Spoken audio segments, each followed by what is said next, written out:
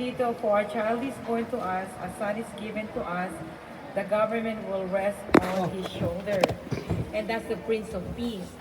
And that name is Jesus. That's Jesus. Tapos sabi niyan, and he will be called Wonderful Counselor. Imagine, he is our wonderful counselor. He is the mighty God. Imagine, that's the God we serve. And that's the God that we love. He is a mighty God. Everlasting Father. He never changed. He's the same God yesterday, today, and forever. He's an everlasting Father. The Prince of Peace. Yeah, and the Lord of Lords.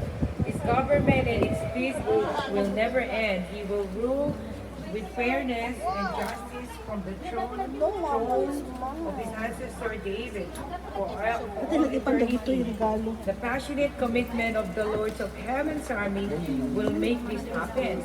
Imagine kaya hindi nyo ba napapansin yung mga blessing na nandito sa atin because the goodness and the faithfulness of our Heavenly Father. You know yung nasa atin.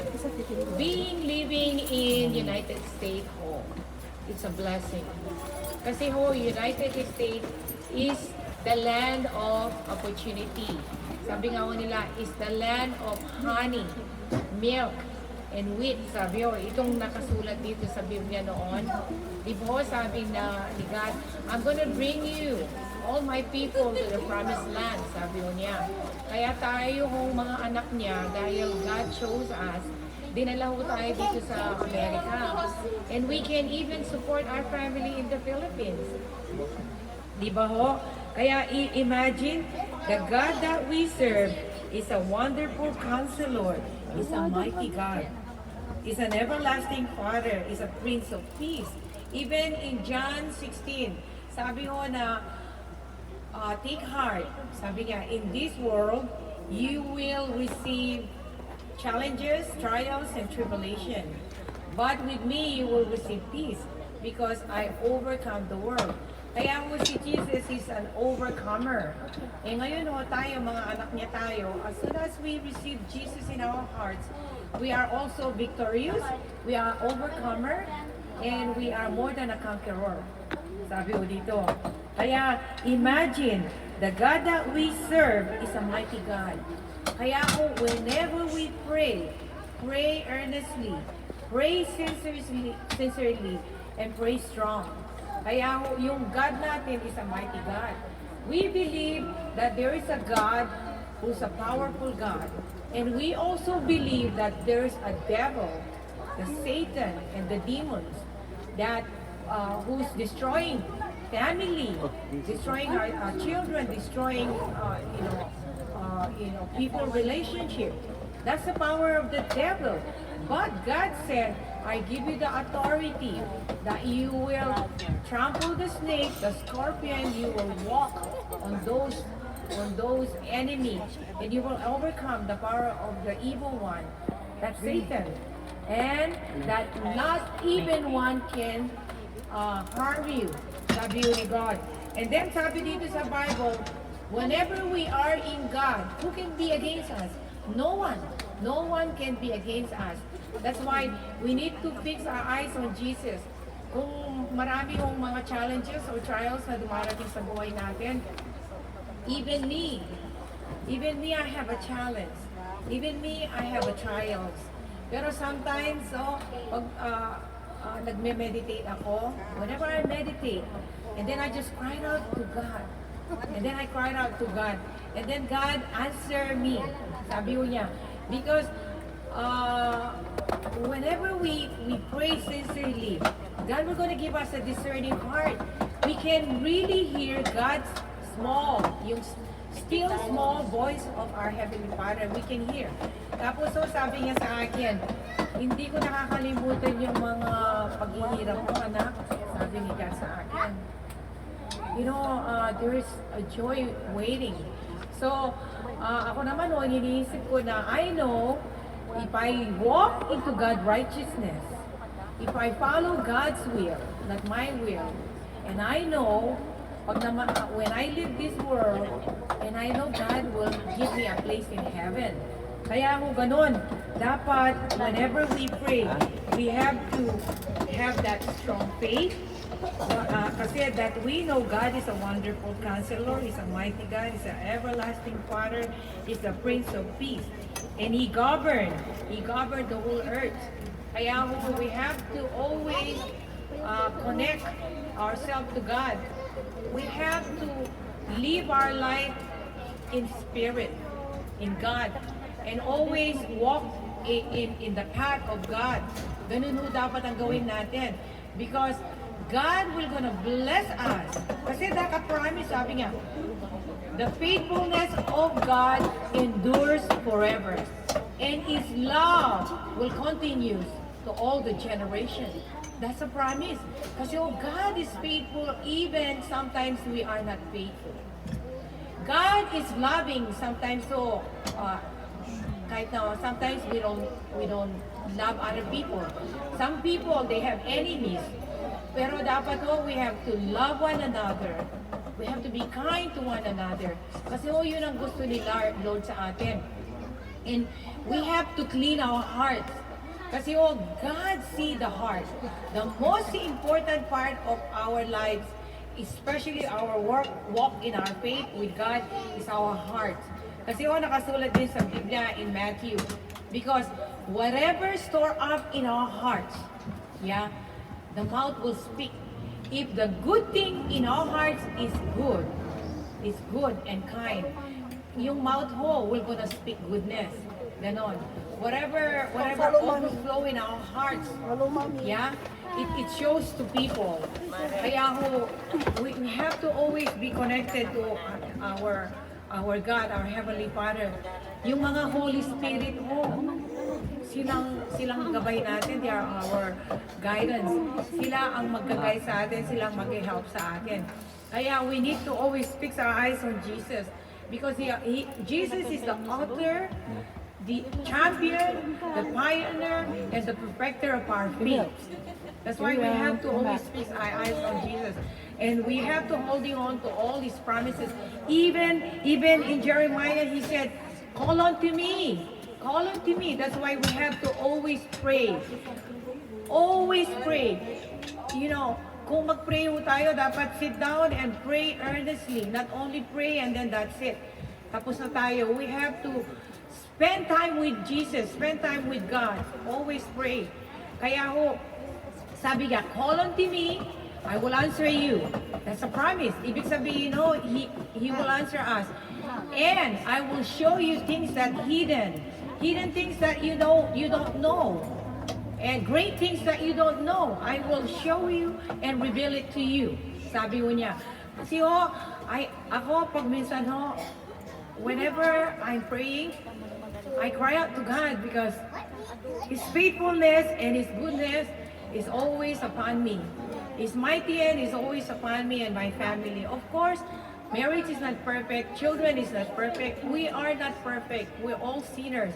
But whenever we humble ourselves to God and ask God to help us how to serve Him, ask God to help us how to walk into His righteousness, humble ourselves before God. Kasi yung gusto ni God. We need to always serve Him. Even in Matthew 6:33, it says, seek first His kingdom and His righteousness first, and everything will be added unto you as well. So many promises in the Bible. Kaya we have to always read our Bible. And then, hold on to promises. Everything, all the answer is in the Bible. Lahat ng kailangan natin dito sa mundo is in the Bible. That's why we have to be strong in the Lord and His mighty power. Thank you. Merry Christmas to everyone. May the Lord continue to bless each and every one of us, our family, and our children, and the whole household. Happy New Year. Mabuhay in 2020. Thank you.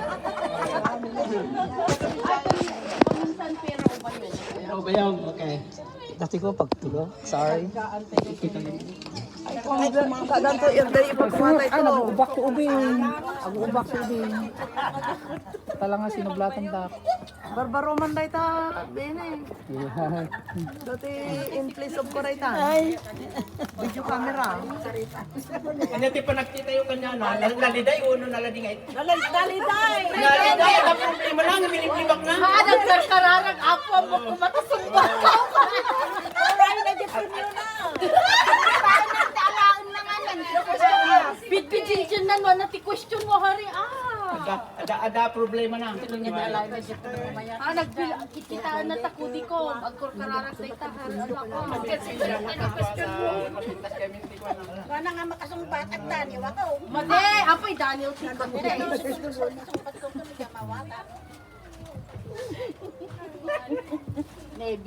Maya dito iya. Dupli vista ata, takita mo muna. Wala na, buwan kang samper. Matigasan lang mo. Jamon niya ti una nga salud-sulod kanya da. Pagawang, kasak mas marunong kung Ay, nada. kajay. Regalo na. Nakapoy ti palti. That's the answer, sister. Bakit kita ti That's the sitwasyon answer. market? Makaturog na Uncle Thailanan eh. Hi, Benny. Merry Christmas. Merry Christmas. Picture naman na tayo. Picture. Benny. Hi, my dear. Yeah, nakakuha. Agururok ni Uncle Thailanan. Ti agururok. Eta. Baga, rasa maluman. Agurok ka man, tamo paspasan. Apa ngay? Ngayon, nabigyan siya na di sumbatan, Uncle. Kawanan na blanco. Wala. Sorry. Anak ko alam. Dakalaunay gamin ta iPad mo. Babasi mo. Mutoy data. Diretso mga men. Tiso pa. Tibaon. Anya iti supapak, Tibaso. Ni Apo Diyos. ipatay. Piso pa. Binaliktad mo man. Ni patay. Baso. Sumbatan. Supapak si Baso. Patay. Iti supapak, iti patay, iti salud-sulod sa balyan na may. Sumata din na mo answer di dinamag mo. Hindi ka muna. Iso amuna. Supapak ti Baso, liso ni patay. Supapak ti Patay. patay. Glorious Baliktado mo't Binaliktad na. Di mo isuro kasi mo pa. Sa nungay nga rodan disqualified. Ano, supapak si patay, baso. Iti supapak, Baliktad mo't iti patay, bistin santo na surat, biyag nagnanayaw. Supapak, iti baso, iso ni patay. Iti supapak, iti baso, kapasan ti patay, biyag nagnanayaw. Supapak tayo. Baliktad na mat, dapat baliktad mat. Di ba naman si Ron Wino saan, ada premyo na. Baliktad na. Premyo na. Premium na galaw. Limanang nita, sunod ka ng balik. Sige ka ng balik. Tado ni kaluntagan na pailaon. Kalpasan, iti patay, Ano ti supapak ti patay, ti question. biyag nagnanayaw. Iti supapak, iti baso, iso ni patay. Yung ti Ngiti, question. iti upisit, iti patay, biyag. Amen. Amen. Iti upusit, iti baso, patay. Iti upusit, ba't iti patay, biyag. Ang ready. Ayan. Hanga opposite. Hanga tatikot supapak. Hanga opposite.